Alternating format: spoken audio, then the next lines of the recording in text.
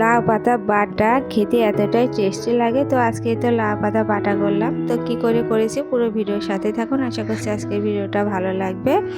আর এই তো গরমের দিনে যদি এরকম লাউ পাতা বাটা হয় তাহলে পুরো একতলা ভাত খাওয়া হয়ে যাবে। নমস্কার বন্ধুরা, আমি সীমা রান্নাঘরে সবাইকে স্বাগত জানাই। শুরু করছি আজকের ভিডিওটি। তো এই তো গাছ থেকে লাউ পাতাগুলো তুলে নিছি। তো আমি এই কচি কচি যে লাউ পাতাগুলো সেগুলোই তুলছি। তো লাউ পাতাগুলো অনেকটা সুন্দর, গাছটা অনেকটা দেখুন দমদমে হয়েছে। তো ভাবলাম এই লাউ পাতাগুলো তুলে আজকে বাটনা করবো আর দুপুরে গরম ভাত দিয়ে খাবো। তো গরমে তো ভাত খেতে ইচ্ছা করছে না, তো এরকম যদি ভিন্ন পদের রেসিপি হয় তো খেতে খুবই ভালো লাগে। তো লাউ পাতাগুলো আমার তুলে নেওয়া হয়ে গেছে। আর এখানে একটা ডগায় দুটো লাউ।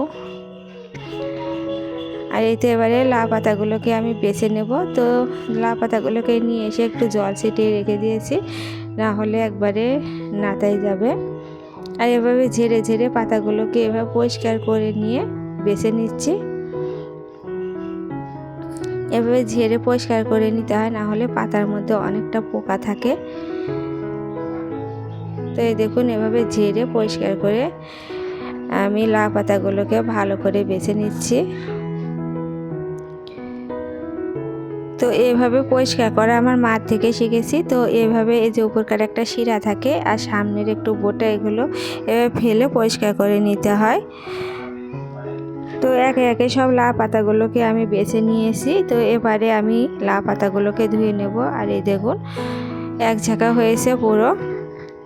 তো এবারে আমি জলে ভালো করে ধুয়ে নেব। তো আমি এখানে আধা বালতি মতো জল নিলাম।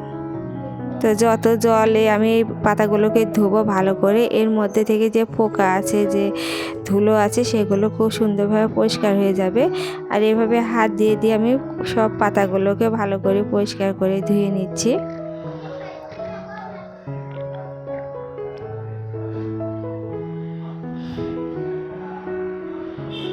তো আমি এই পাতাগুলোকে দুবারে এইভাবে ভালো করে পরিষ্কার করে জল দিয়ে ধুয়ে নিয়েছি।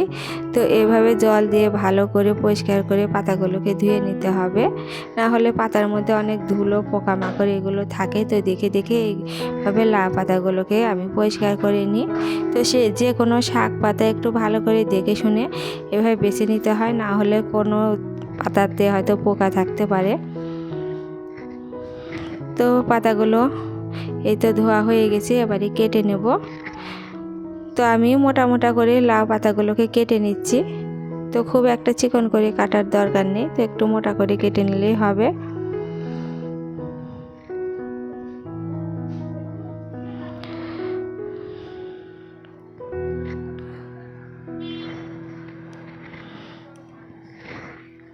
তো সব লাউ পাতাগুলো আমার কেটে নেওয়া হয়ে গেছে। এবার রান্নায় চলে যাব। তো গ্যাসে একটা প্যান বসিয়ে আমি প্যান গরম করে নিয়ে সর্ষের তেল দিয়ে দিলাম। তো সর্ষের তেল দিয়ে এই বাটনাটা করলে ভালো লাগে খেতে।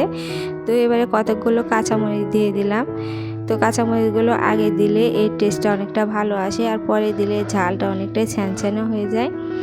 আর ঝাল যে পরিমাণ খাবেন সে পরিমাণে আপনারা দিয়ে নেবেন। তো আমি এই লাউ পাতার জন্য একটু বেশি পরিমাণে ঝাল দিয়ে নিলাম, তাহলে খেতে অনেকটা ভালো লাগবে। তো এবারে দিয়ে দিলাম কালো জিরা। তো কালো জিরা রয়েছে অনেক গুণ। তো এভাবে কালো জিরা দিয়ে রসুন দিয়ে যদি এভাবে লাউ পাতা বাটা করে খান তো অনেক উপকার। তো এবারে রসুন দিয়ে দিলাম।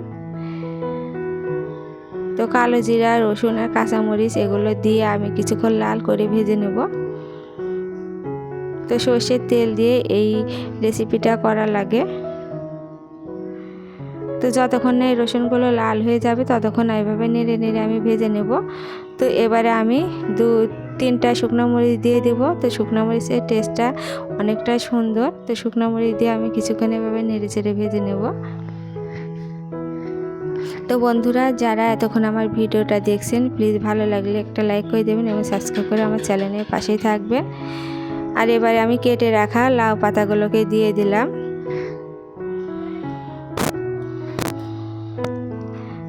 তো একটু নেড়ে চেড়ে নিয়ে আমি সামান্য একটু জল দিয়ে নেব। তো এভাবে উল্টে পাল্টে একটু নেড়ে চেড়ে নিচ্ছি। তো এবারে সামান্য জল দিয়ে আমি দিয়ে দিলাম পরিমাণ মতো হলুদ আর পরিমাণ মতো লবণ।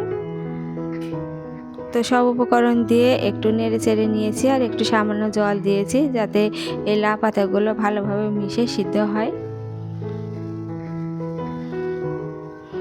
তো সবগুলো উপকরণ দিয়ে মেশানো হয়ে গেছে, এবারে আমি ঢাকা দিয়ে দেব সিদ্ধ হওয়া পর্যন্ত। তো 10 মিনিটের মতো আমি ঢাকা দিয়ে রেখেছিলাম। এবারে ঢাকা খুলে এই তো দেখে নিচ্ছি কেমন হয়েছে লাউ পাতাগুলো। তো একটু নেড়ে চেড়ে তো আবার রান্না করে নিচ্ছি। তো এবারে জল আছে সেজন্য আরও একবার ঢেকে দিলাম। তো জল শুকিয়ে গিয়েছে, এবারে একটু নাড়াচাড়া করে ভেজে নিচ্ছি।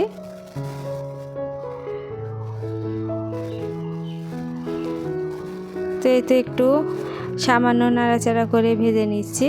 তো এভাবে ভেজে নিলে এই তো এই রসুন আর এই লাউ পাতাগুলো অনেকটা সুন্দর হবে। তো এই পর্যায়ে খেতে অনেকটা ভালো লাগে। তো এবারে হয়ে গেছে আমার ভেজে নেওয়া, তো তুলে নেব।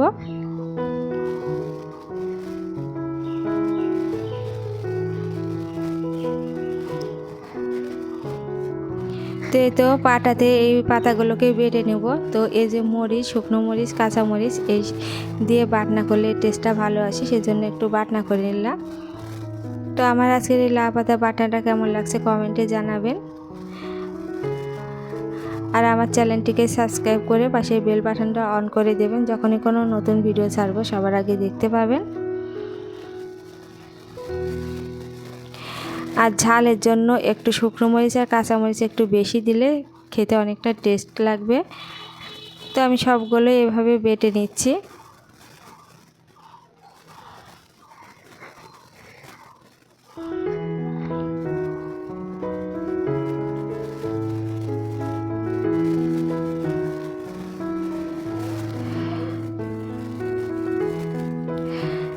তো লাউ পাতায় তো রয়েছে অনেক গুণাগুণ। তো এভাবে সহজে আপনারা রান্না করে এভাবে খেতে পারবেন।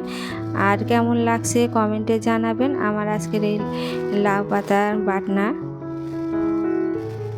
তো সবগুলো আমার বেটে নেওয়া হয়ে গেছে, এবারে আমি তুলে নেব থালে।